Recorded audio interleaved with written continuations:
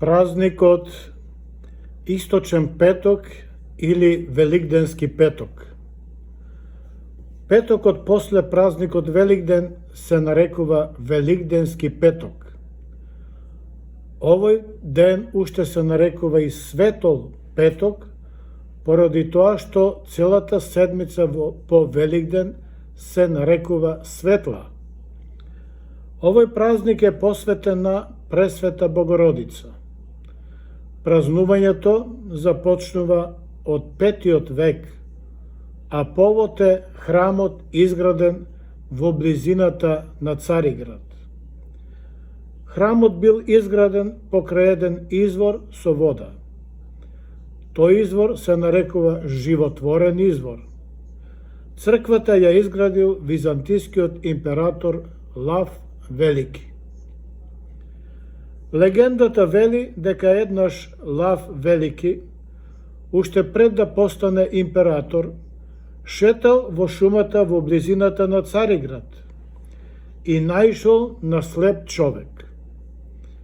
По Божје упатство, тој нашол извор, му дал вода на слепиот, го измил. Откако го измил, на слепиот му се отвориле очите и му се вратил видот. Кога Лав станал цар, тој изградил црква на тоа место.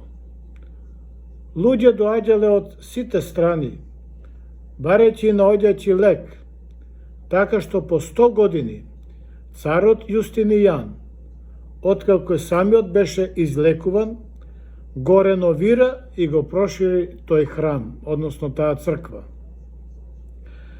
Таму биле излекувани од водена болест, од суша, од беснило, од рак, треска, температура, неплодност, тумори, ментални заболувања, очни заболувања и многу други болести.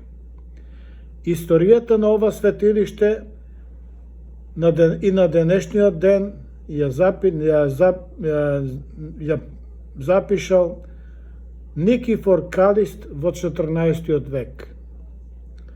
На иконата од празникот прикажана е Пресвета Богородица со младенецот Христос, на извор до кој пристапуваат слепи, сакати, кралеви, свештеници и слично.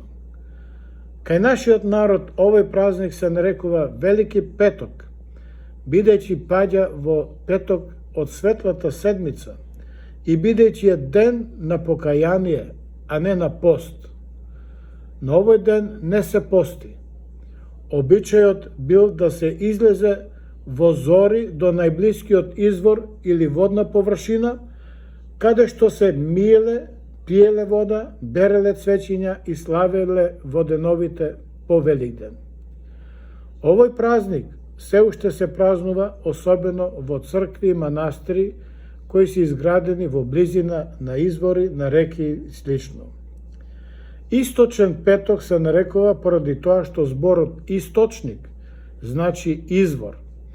Во преносна смисла тоа значи извор на покаяние, извор на исцеление и лекување. Амин.